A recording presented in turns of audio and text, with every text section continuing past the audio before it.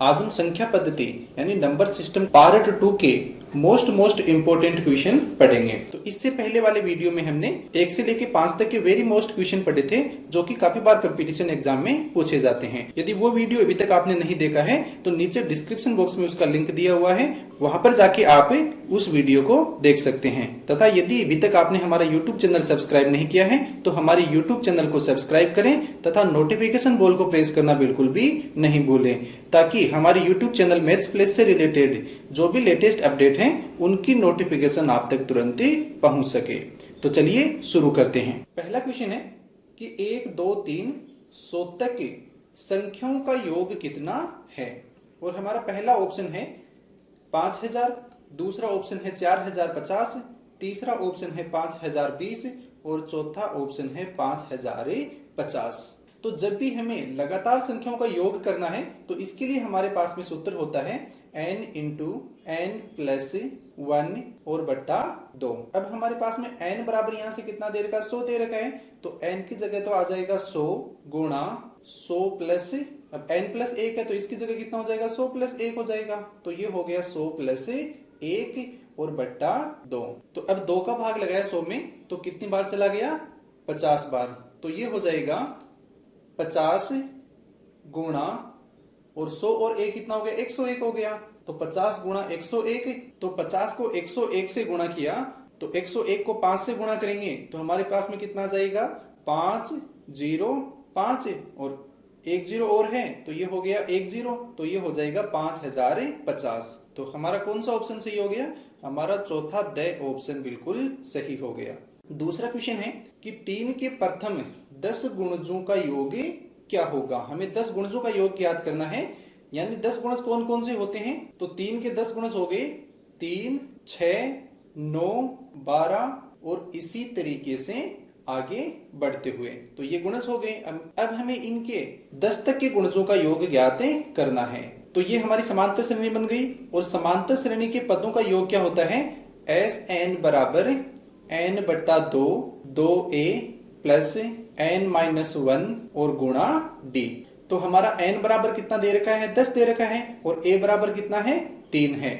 तो हम n, a और d का मान यहां पर रखेंगे। तो s 10 बराबर n की जगह 10 और बट्टा 2, और 2 गुणा a की जगह कितना हो गया हमारा 3, तो a की जगह आ जाएगा 3 और प्लस n की जगह हमारा 10 है, और 10 माइनस 1 और गुणा d।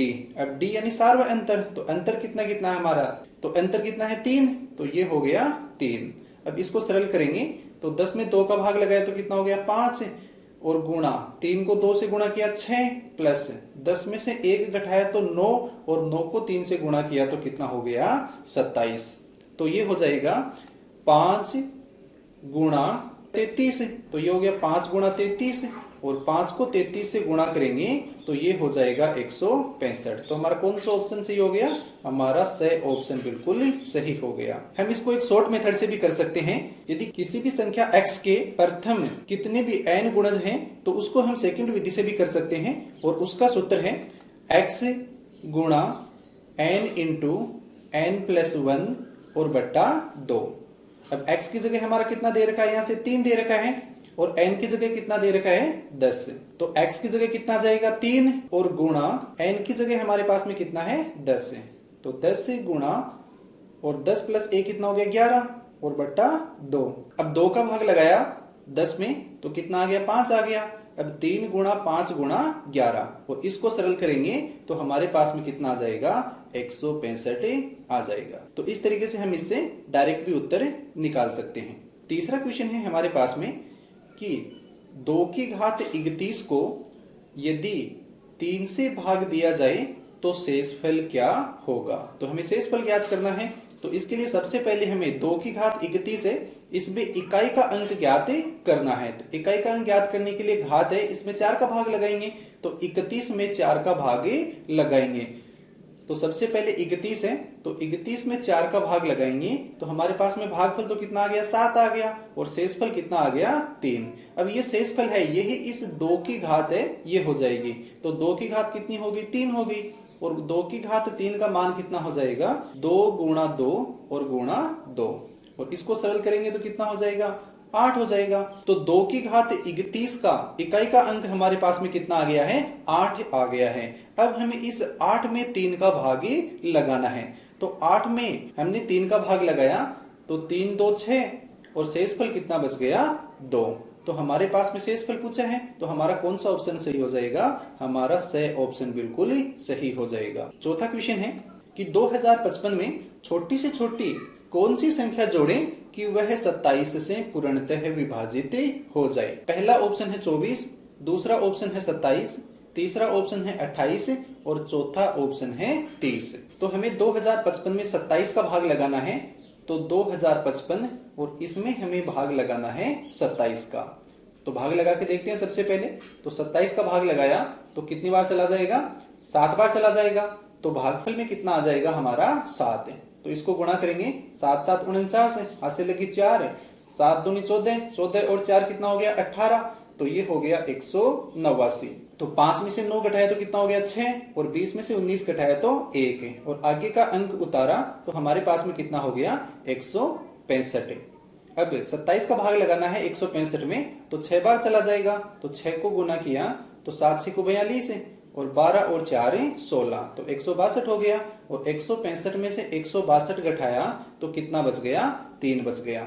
तो अब हमारे पास में शेषफल 3 आ गया और हमें 27 से पूर्णतः विभाजित करना है। यानी यहाँ पर इस शेषफल 3 की जगह है 27 आ जाता है तो हमारा यह है पूर्णतः विभाजित हो जाएगा। तो 3 में कितना जोड़ना पड़ेगा, तो हमें 3 में 24 जोड़ना पड़ेगा, तभी हमारा 27 आएगा। तो हमारा उत्तर कितना हो जाएगा, 24। तो हमारा कौन सा ऑप्शन सही हो जाएगा, हमारा ए ऑप्शन बिल्कुल ही सही हो जाएगा। पांचवा क्वेश्चन है कि 3 क्रमागत विषम संख्याओं का योग 39 है तो सबसे बड़ी संख्या होगी।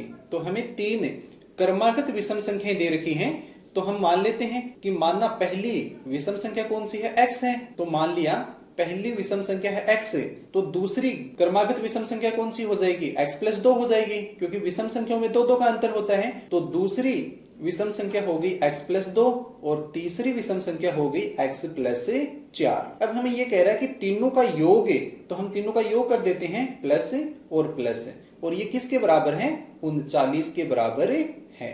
अब हम इसको सरल करेंगे तो x और x कितना हो गया, 3x हो गया। अब 2 और 4 2 है और 4 है, ये कितना हो गया, 6 हो गया और बराबर कितना है, 39। तो अब हम इसको सरल करेंगे तो 3x तो अपनी जगह पे, तो ये हो गया 3x। इस 6 का पक्षांतरण करेंगे तो इधर आके माइनस का हो जाएगा और 39 में से 6 घटाया तो कितना बच गया, 33 हमारा बच गया। तो 3x बराबर कितना है, 33। तो x बराबर कितना आ जाएगा, 11 आ जाएगा। इसका मतलब जो पहली संख्या है वो कितनी हो गई हमारी, 11 और दूसरी विषम संख्या हो गई 13। और इसी तरीके से तीसरी विषम संख्या हमारी कितनी हो गई, तीसरी विषम संख्या हमारी हो गई 15। और हमें पूछा क्या है, सबसे बड़ी संख्या। तो इस तरीके से हमारी सबसे बड़ी संख्या कितनी हो गई, 15 हो गई। इसको हम एक सेकंड मेथड से भी, डायरेक्ट मेथड से भी हम इसको सरल कर सकते हैं। तो देखिए, यदि किन्हीं भी 3 क्रमागत, चाहे वो विषम संख्या हो चाहे वो सम संख्या हो या फिर 3 लगातार संख्या हैं, उनका यदि योग दे रखा है तो हमें सबसे पहले उस संख्या में 3 का भाग लगाना है। तो 39 में 3 का भाग लगाया तो हमारे पास में कितना आ गया, हमारे पास में 13 आ गया। तो ये 13 है, ये कौन सी संख्या हो जाएगी, बीच वाली संख्या हो जाएगी। यदि विषम संख्या पूछी है तो इससे पहले की विषम संख्या कौन सी हो गई, 11 हो गई, और इसके बाद की विषम संख्या है ये कौन सी हो जाएगी, हमारी 15 हो जाएगी।